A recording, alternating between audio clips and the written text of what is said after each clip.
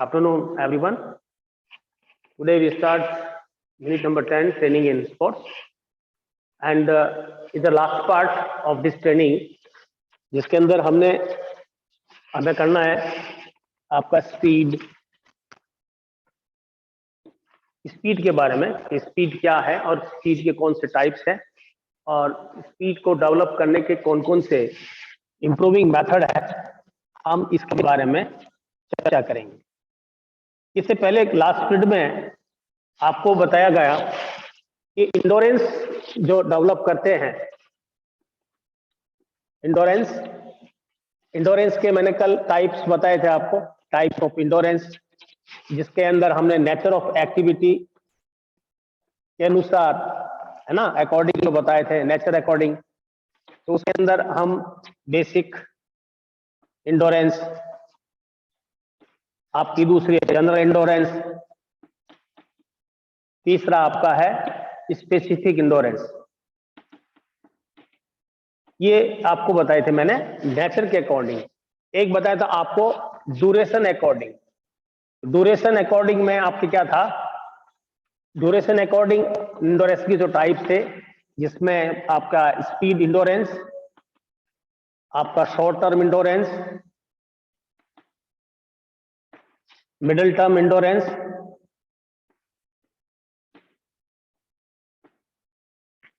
और long term endurance. ये सारी चीजें हमने कल डिस्कस किया था। स्पीड इंडोरेंस जो होती है 45 सेकंड की होती है, ठीक है ना, जिसके अंदर हम 400 मीटर रेस को इन्वॉल्व करते हैं। शॉर्ट टर्म जो इंडोरेंस होती है वो 45 से लेके आपके 2 मिनट्स तक होती है, इसके अंदर 800 मीटर रेस को हम इन्वॉल्व करते हैं। मिडिल डिस्टेंस रेसेस जो होती है 2 मिनट से लेके और 11 मिनट तक होती है, जिसके अंदर 5000 मीटर 3000 मीटर रेसेस इन्वॉल्व होती है। और लॉन्ग टर्म इंडोरेंस जो होती है उसके अंदर 11 मिनट अबव जो भी रेसेस होती है वो इसमें शामिल होती है, जिसमें हम क्रॉस कंट्री या मैराथन रेस, है ना, ये इनको इसमें शामिल करते हैं। उसके बाद आया था आपका इंडोरेंस के बाद, इंडोरेंस को डेवलप करने के जो मेथड थे, इंडोरेंस को डेवलप करने की जो मेथड है वो आपके 3 प्रकार बताए थे, जिसके अंदर कंटिन्यूस ट्रेनिंग मेथड, दूसरा आपका है इंटरवल ट्रेनिंग मेथड और तीसरा आपका है पास किया था इंडोरेंस डेवलप करने के मेथड जो थे कंटिन्यूस, इंटरवल और फाटेग ट्रेनिंग मेथड। तो फाटेग ट्रेनिंग मेथड नेचुरल रिसोर्सेज पर ऑर्गेनाइज होती है। इसमें किसी भी एथलीट को जो है फ्रीली छोड़ दिया जाता है, वो एरोबिक अनारोबिक दोनों सिचुएशन में किसी भी एक्टिविटी को कर सकता है। इसके अंदर जो है आपकी इंटरवल ट्रेनिंग और कंटिन्यू जो ट्रेनिंग है उसका एक मिक्स रूप इसके अंदर होता है। एथलीट को फ्रीली उसको छोड़ दिया जाता है। अब आता है इसमें आपके फाटलेग ट्रेनिंग। तो फाटलेग ट्रेनिंग का आपको एक शेड्यूल बताते हैं कि फाटलेग ट्रेनिंग कैसे ऑर्गेनाइज होती है। यहां पर आपका ये स्टार्ट हो गया। सबसे पहले वार्म अप होता है, वार्मिंग अप, उसके बाद में जॉगिंग, फिर आपकी जो है स्लो रनिंग, फिर है स्पीड रनिंग, फिर वॉकिंग, फिर होता है अप हिल रनिंग होती है, फिर डाउन हिल रनिंग होती है, फिर आपका वॉकिंग हो गया। इसमें इसी क्रम में वो चलते रहते हैं। फिर उसके बाद में फिर स्पीड प्ले हो गया, स्पीडी रन हो गया,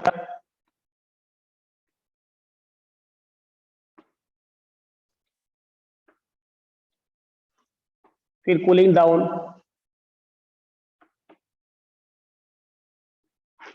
और लास्ट में इसको एंड करते हैं। इस तरह से ये गोस्टा हॉल्मर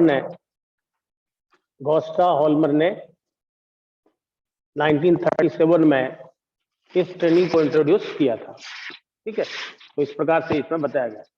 आज हम शुरू करते हैं नेक्स्ट। इसका जो पार्ट है वो है आपका स्पीड। तो स्पीड के बारे में कि स्पीड क्या है। हर एक अमूमन जो गेम्स होते हैं हम देखते हैं उसमें हमें स्पीड की आवश्यकता पड़ती है। स्लो स्पीड हो, मैक्सिमम स्पीड हो, मीडियम स्पीड हो, हमें स्पीड की आवश्यकता पड़ती है। स्पीड क्या है? हमारा एक जेनेटिक और एनवायरमेंटल फैक्टर होता है। जेनेटिक और एनवायरमेंटल,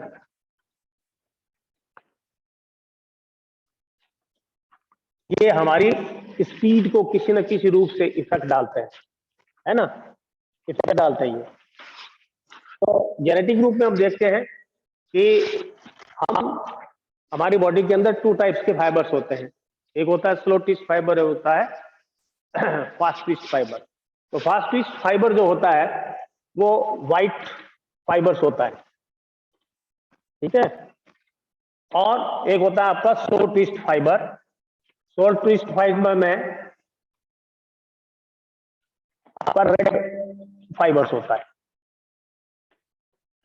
तो यहां हम स्पीड की जब बात करते हैं तो जिस पर्सन के अंदर व्हाइट फाइबर ज्यादा होते हैं, यानी कि फास्ट ट्विस्ट फाइबर होता है, तो उसका मूवमेंट जो होता है वो फास्ट होता है।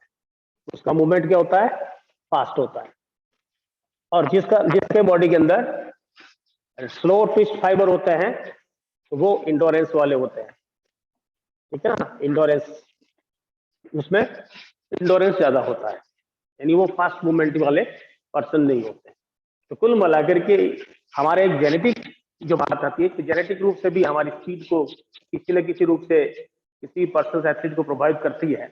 तो दूसरा इसमें एनवायरमेंटल फैक्टर भी है। तो एनवायरमेंटल फैक्टर में क्या करते हैं हम, उसकी जो है फिजिकल फिटनेस, है ना, फिजिकल फिटनेस इसका है क्या, उसका सीएनएस है ना। सीएनएस जो सेंट्रल नर्वस सिस्टम होता है, किस तरह से वो सपोर्ट करता है उसको, है ना, किसी एक्टिविटी को करने में। इसके अलावा फिजिकल फिटनेस के साथ साथ हम मसल्स कॉन्ट्रैक्शंस देखते हैं, है ना, मसल्स का इंप्रूवमेंट देखते हैं। फ्लेक्सिबिलिटी है ना। तो ये सब कुछ एनवायरमेंटल फैक्टर होते हैं जो किसी भी इंडिविजुअल की स्पीड को इंप्रूव करने में हेल्पफुल होते हैं। तो अब यहाँ हम स्पीड के बारे में देखते हैं कि स्पीड क्या होता है। What do you mean by speed? तो स्पीड के अंदर हम देखते हैं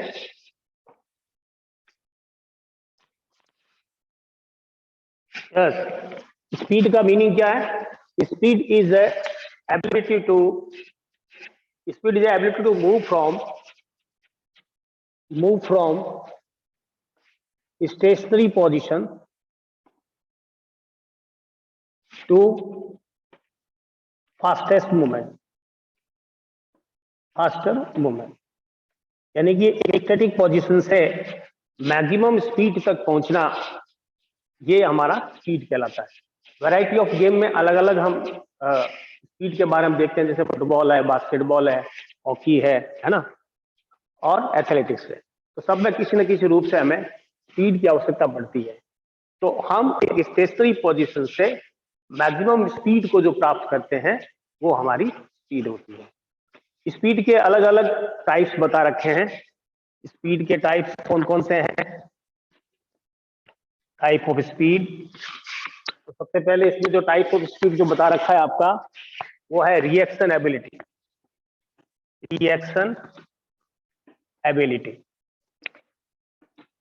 एबिलिटी जो है वो 2 टाइप्स की है। एक तो है सिंपल रिएक्शन और दूसरा है कॉम्प्लेक्स रिएक्शन।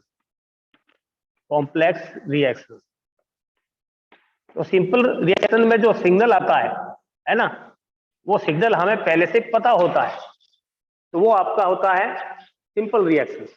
हम किसी भी एक्टिविटी को जब करते हैं तो करने से पहले हमें सिग्नल का पता होता है, तो वो आपका सिग्नल जो है वो सिंपल रिएक्शन होता है। जैसे कि हम स्टार्ट पोजीशन देते हैं, है ना, और athlete on your mark set go, तो ये एथलीट को उसके बारे में पहले से पूर्ण जानकारी होती है कि मुझे इस रूप में स्टार्ट मिलेगा और मुझे ऐसे मूवमेंट करना है, ऐसे दौड़ना है। तो ये जो एक्शन होता है, रिएक्शन होता है, इसको हम कहते हैं सिंपल रिएक्शन। दूसरा है आपका कॉम्प्लेक्स रिएक्शन। तो कॉम्प्लेक्स रिएक्शन वो होता है जिसके बारे में हमें पहले से कोई सिग्नल नहीं होता है, आपको पहले से कोई सिग्नल नहीं मिला होता है। जैसे जो सिचुएशन आती है आपकी, है ना, उस सिचुएशन के साथ आपको डील करना होता है। जैसे हम देखते हैं क्रिकेट के अंदर एक बॉलर बॉल जो फेंकता है ना, तो बैट्समैन को पता नहीं होता है कि बॉल जो है वो कहाँ बाउंस करेगी, किस तरह से बॉल को फेंकेगा। तो बैट्समैन उस सिचुएशन के साथ अपने आप को एडजस्ट करने की कोशिश करता है।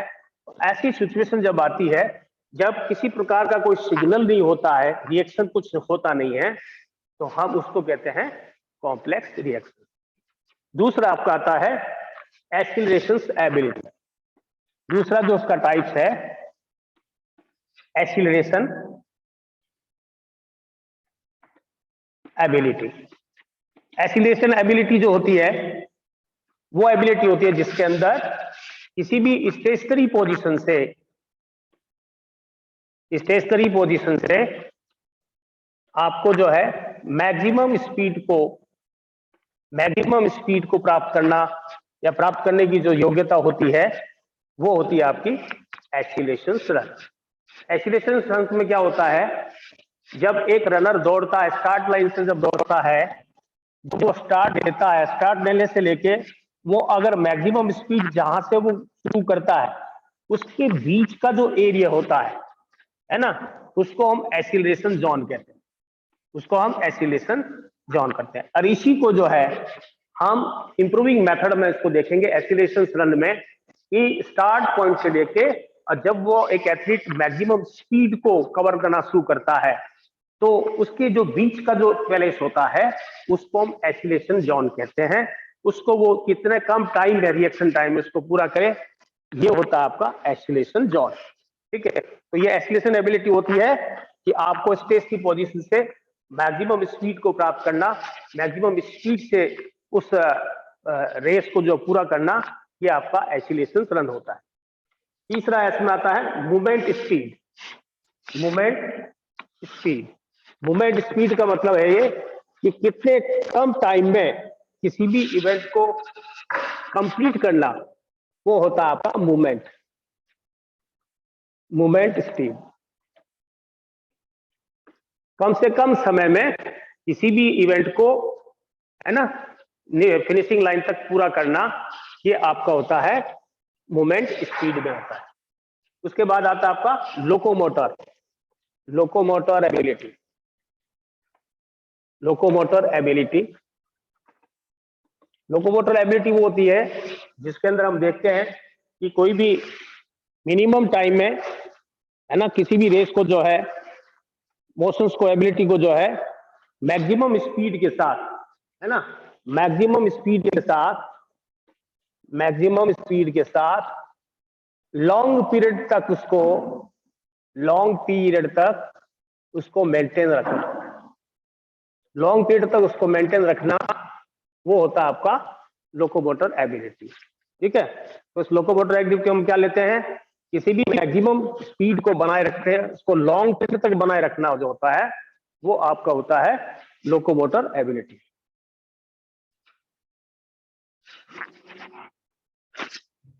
उसके बाद आता है आपका स्पीड इंडोरेंस। चौथा इसका टाइप है। तीसरा टाइप हो गया आपका मूवमेंट, चौथा हो गया आपका ये लोकोमोटर, पांचवा हो गया टाइप इसका स्पीड का, आपका जो है स्पीड इंडोरेंस। स्पीड इंडोरेंस जैसे नाम से दिख रहा है, इसके अंदर स्पीड भी है और इंडोरेंस भी है। तो यहाँ मैक्सिमम स्पीड से दौड़ना और अंडर फैटिग किसी भी एक्टिविटी को निरंतर करते रहना, अंडर फैटिग कंडीशंस में उस एक्टिविटी को निरंतर करते रहना, ये आपके आता है स्पीड इंडोरेंस के अंदर शामिल होता है। ठीक है, तो ये हो गया आपके स्पीड के टाइप्स ऑफ स्पीड में हम सबसे पहले देखते हैं रिएक्शन एबिलिटी। तो रिएक्शन एबिलिटी दो प्रकार की होती है, सिंपल रिएक्शंस और कॉम्प्लेक्स रिएक्शंस। तो सिंपल रिएक्शन में आपको पहले से सिग्नल का पता होता है कि क्या रिएक्शन होने वाला है। जैसे मैंने बताया आपको 100 मीटर स्टार्ट लेना है, तो स्टार्ट लेने के लिए एथलीट्स को अपनी पोजीशन अपनी बनानी होती है, उसको पता होता है कि यहाँ स्टार्ट के लिए अपना सेट एंड गो बोला जाएगा, है ना। तो ये सिग्नल तो पहले से उनको पता होता है, जानकारी होती है। लेकिन कॉम्प्लेक्स रिएक्शन वो होता है जिसमें किसी प्रकार का रिएक्शन जो होता है वो एथलीट खिलाड़ी को पता नहीं होता है। जो सिचुएशन सामने आती है उसको वो कैसे फेस करता है।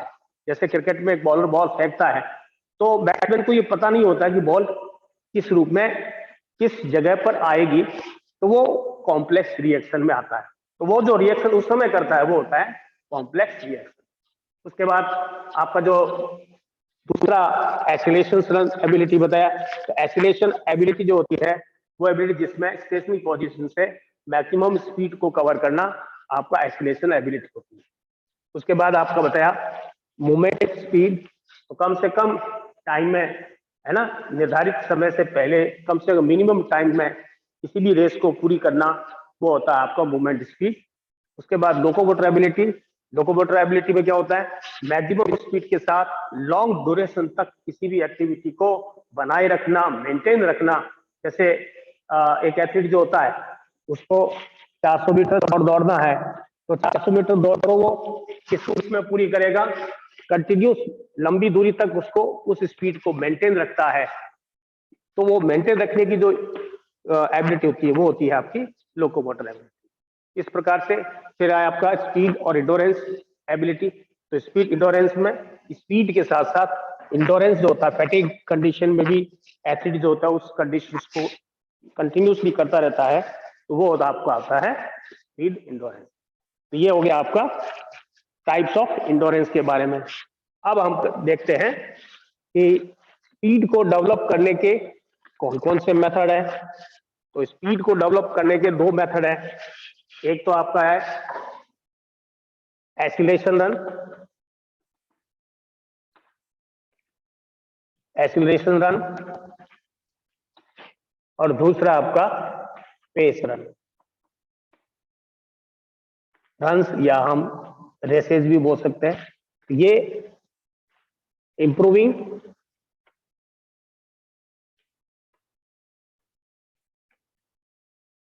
स्पीड मेथड इसका नाम है। पेपर में इसके बारे में पूछा जाता है कि इंप्रूविंग स्पीड मेथड कौन कौन से हैं, this type of improving speed method. तो सबसे पहला एक्सीलरेशन रन, दूसरा आपका पेस रन। नाम से है एक्सीलरेशन रन, जिसके अंदर हम एक स्टेशनरी पोजीशन से मैक्सिमम स्पीड को तक हम पहुंचते हैं, मैक्सिमम स्पीड को हम कवर करते हैं, तो वो आपके एक्सीलरेशन रन में आता है। शुरू शुरू में हम देखते हैं एक्सीलरेशन रन में किसी भी एथलीट को जो है उस रेस की, उस इवेंट के बारे में उसका अभ्यास कराया जाता है, उसके टेक्निक के बारे में उसको जानकारी दी जाती है जो स्लो मूवमेंट में दी जाती है। फिर जब उसका वो प्रैक्टिस कर लेता है, जैसे टेक्निक्स है स्टार्ट करने का, जो उसका सिस्टम है टेक्निक का, तो उस चीज को पहले एथलीट को बताया जाता है, उसको ट्रेन दिया जाता है, वो स्लो रूप में उसको बताया जाता है। फिर जब उसकी प्रैक्टिस हो जाती है तो फिर इसको फास्टेस्ट रूप में, फास्ट जो है मोशन में इसको करवाया जाता है। तो यहाँ एक्सीलरेशन रन में हम 100 मीटर की जो दौड़ है ना, उसको करना है। तो इसके लिए क्या करते हैं, एक्सीलरेशन रन में पर डे जो है एक एथलीट को जो है उसकी कैपेबिलिटी के अनुसार उसको पर डे ट्रेनिंग शेड्यूल में 6 से 12 जो है स्पीड जो है वो 50 से 60 मीटर की जो है उसको मीटर में करवानी चाहिए। यानी 50 से 60 मीटर जो दौड़ उसको करना चाहिए, क्योंकि एक एथलीट जो होता है जब वो रेस स्टार्ट करता है तो मैक्सिमम स्पीड को कवर करने में वो 6 सेकंड का समय कम से कम लेता है। यानी 50 से 60 मीटर को कवर करता है तो मैक्सिमम स्पीड उसकी जो होती है वो 20 मीटर तक होती है। तो उसको किस तरह से ट्रेन किया जाता है, तो पर डे जो है 6 to 12 जो है रेसेज जो है शॉर्ट रूट में रेसेज जो है उससे करवाई जाती है। लेकिन हर रेस के बीच में एक इंटरवल दिया जाता है, जिसमें उसको रेस्ट मिलता है। तो रेस्ट के लिए टाइमिंग जो होता है 2 से 5 मिनट उसको रेस्ट देते हैं, वो उसकी कैपेबिलिटी पर डिपेंड करता है। रेस्ट देने के बाद फिर उसको जो है उस एक्टिविटी को जो है कंटिन्यू उसको करना होता है, फास्टेस्ट रेस से स्पीड से उसको कवर करना होता है। तो ये जो होता है आपका एक्सीलरेशन रन होता है। यहाँ एक्सीलरेशन रन के अंदर हम देखते हैं जब एथलीट स्टार्ट लेता है, स्टार्ट लेने के बाद में वो जब मैक्सिमम स्पीड को कवर करता है, तो मैक्सिमम स्पीड जो कवर करेगा उसके बीच का जो एरिया है ना, उस एरिया को हम एक्सीलरेशन जोन कहते हैं। इसी को वो इंप्रूव करता है एक ट्रेनर, कि उसका एक्सीलरेशन जब स्टार्ट लेता है तो उस समय उसकी स्पीड जो है और तेजी से कैसे हो, स्पीड को कैसे वो अपनी बढ़ाए, तो उस एक्सीलरेशन जोन को वो डेवलप किया जाता है, वो होता है आपका एक्सीलरेशन जोन। ठीक है, और इस प्रकार से हर एक रेस के अंदर 50 से 60 मीटर की रेस को पर डे जो है 10 से 10 का मिनिमम 6 और मैक्सिमम 10-12 तक रन उसको दौड़ाए जाते हैं। बीच बीच में उसको इंटरवल दिया जाता है, रेस्ट दिया जाता है 5 से 7 मिनट का, और रेस्ट देने के बाद धीरे धीरे उसकी जो एक्सीलरेशन रेट जो होती है वो बढ़ाई जाती है। ये आपका है एक्सीलरेशन रन। दूसरा आपका मेथड आता है पेस रन। तो पेस रन वो रेसेज होती है जहां पर जो है एक दौड़ की दूरी को जो है निश्चित गति के साथ दौड़ना, कांस्टेंट स्पीड के साथ दौड़ना, यूनिफॉर्म स्पीड में रहना, तो वो होता है आपका पेस रन। जैसे हम एग्जांपल लेते हैं, 800 मीटर जो रेस होती है ना, तो 800 मीटर रेस जो होती है वो आपकी पेस रन में आती है। अगर एग्जांपल पूछा जाए ना कि पेस रन का एग्जांपल कौन सा होता है, तो 800 मीटर रेस और 1500 मीटर रेस जो होती है वो पेस रन में आती है, जिसमें एक एथलीट जो होता है वो कांस्टेंट स्पीड के साथ यूनिफॉर्म में दौड़ता है, तो वो जो रेस होती है वो आपकी पेस रेस में आती है। इसका एग्जाम्पल हम 800 मीटर रेस का भी दे सकते हैं। तो 100 मीटर रेस है, उसका अगर जो रिकॉर्ड टाइम होता है वो 1 मिनट 49 या 1 मिनट 50 सेकेंड होता है। ठीक है ना, तो एथलीट क्या करता है, पर पहले जो 400 मीटर रेस जो लेता है वो, उसमें जो टाइम लेता है वो मान लो 50 सेकेंड ले रहा है ना, 50 सेकेंड ले रहा है, और नेक्स्ट जो 400 होगा उसमें मान लो वो 49 या 51 जो भी वो सेकंड ले रहा है। तो इसमें क्या हुआ, एक कांस्टेंट स्पीड को उसने मेंटेन किया, जिससे कि उसने अपनी एनर्जी को भी बचाया, है ना। अगर पहले ही वो दौड़ जाता है, चक्कर में फास्टेस्ट स्पीड से दौड़ेगा, तो वो अपनी एनर्जी को खत्म कर देगा और वो रेस को कवर नहीं कर पाएगा। तो यहाँ पेस रन में ट्रेडर द्वारा उसको इस रूप में सिखाया जाता है कि वो जो चक्कर, जितने चक्कर ट्रैक के होते हैं उस ट्रैक के चक्कर के हिसाब से उसकी जो है कांस्टेंट स्पीड जो है मेंटेन की जाती है, एक ही स्पीड से। अब ज्यादातर इसके जो हम प्रैक्टिस कराते हैं तो ट्रेडमिल पर ज्यादा मेहनत कराते हैं। ट्रेडमिल जो होती है ना, उसके अंदर हम उसको जो है इसकी स्पीड जो है वो पहले से ही जो है निश्चित कर देते हैं कि स्पीड इसकी जो है 20 किलोमीटर प्रति आवर्स के हिसाब से होगी या 30 किलोमीटर प्रति आवर्स के हिसाब से होगी, तो वो पहले से इसकी तय कर दी जाती है, और उस इवेंट को जो है 10 से 20 मीटर और अधिक दौड़ाया जाता है। ठीक है, तो वो पेस रन में उसको आगे जो है उसको बेनिफिट इसका मिलता है। तो ये आपकी है पेस रेसेज। तो ये आपके पेस रेसेज के बारे में दो इसके मेथड बता दिए मैंने।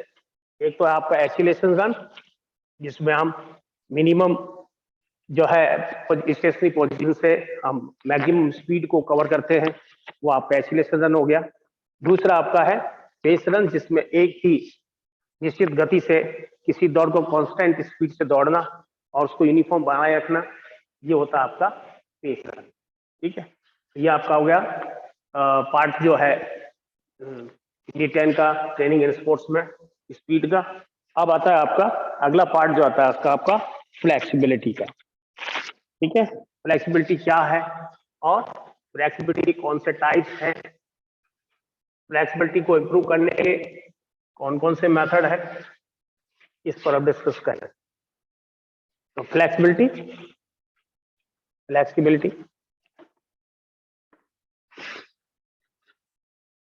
की मीनिंग के बारे में हम कहते हैं, flexibility is the range of movement in joint, range of movement in joint, हम उसे फ्लेक्सिबिलिटी कहते हैं। दो या दो से ज्यादा बोन जो होती है जहां पर आपस में जुड़ती है वो हमारा जॉइंट बनता है। तो यहाँ जॉइंट में फ्लेक्सिबिलिटी जो होती है, range of movement in joint जो होता है, हम उसे फ्लेक्सिबिलिटी कहते हैं। ये फ्लेक्सिबिलिटी जो हमारे दूसरे और भी फैक्टर्स होते हैं, जिसमें हमारी मसल्स लेंथ है, हमारा लिगामेंट्स है, हमारे टेंडन्स है ना, और अदर भी फैक्टर्स जो है हमारी फ्लेक्सिबिलिटी को जो है प्रभावित होते हैं, इस पर फैक्टर डालते हैं। तो फ्लेक्सिबिलिटी की जो टाइप्स है, टाइप्स ऑफ फ्लेक्सिबिलिटी, फ्लेक्सिबिलिटी, एक होती है आपकी passive flexibility, flexibility, active flexibility, दूसरा है, सॉरी, पहला पैसिव, दूसरा है active flexibility, flexibility.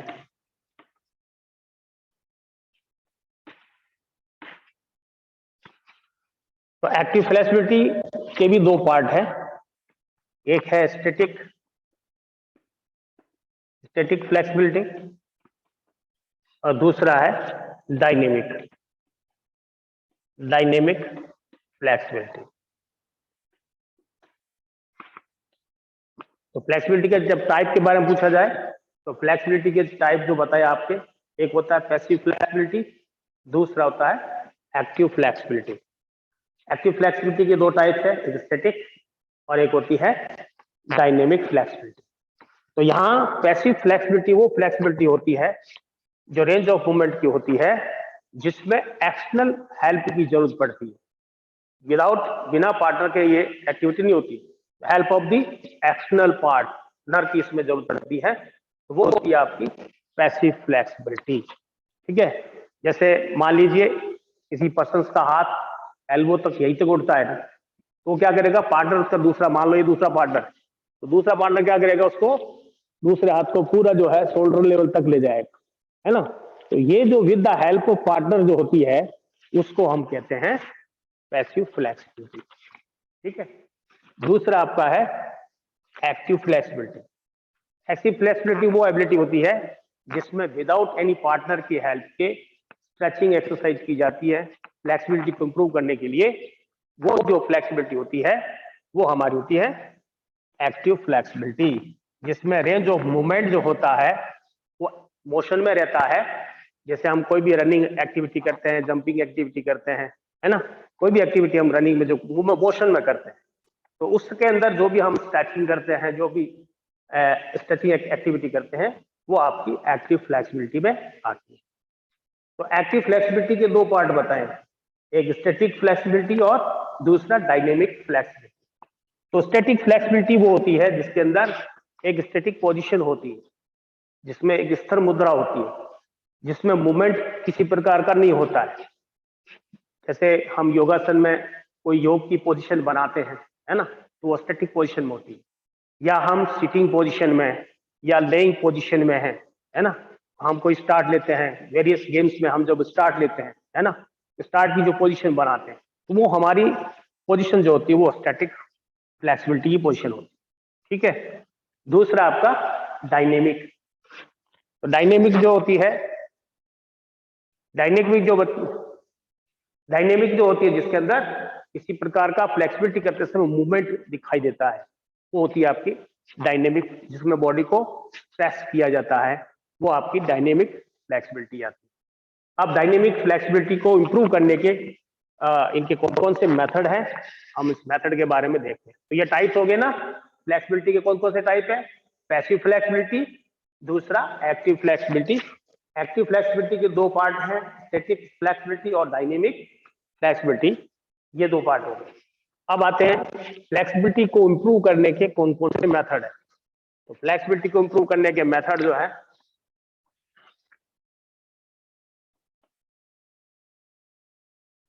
Improving method of flexibility.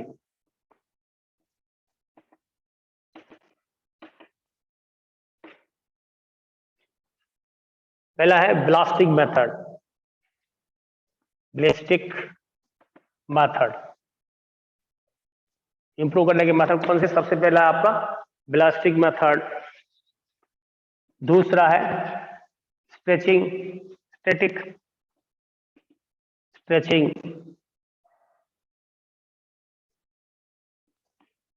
Method,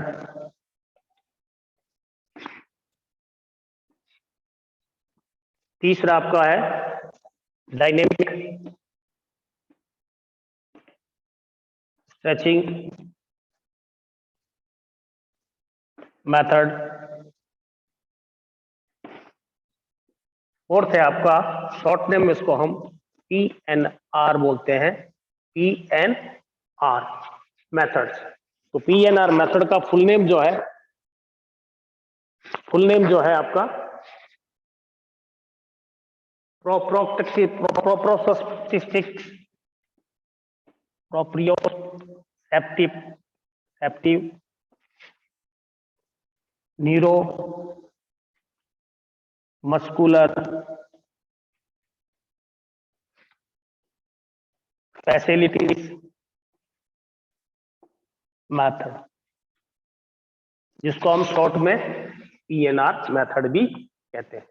ये ब्लास्टिक मेथड क्या है? ब्लास्टिक मेथड में क्या करते हैं, हम नेक्स्ट पीरियड में इन सारे इंप्रूविंग जो भी फ्लेक्सिबिलिटी के इंप्रूव करने के मेथड है, नेक्स्ट पीरियड में भी चर्चा करेंगे, डिस्कस करेंगे।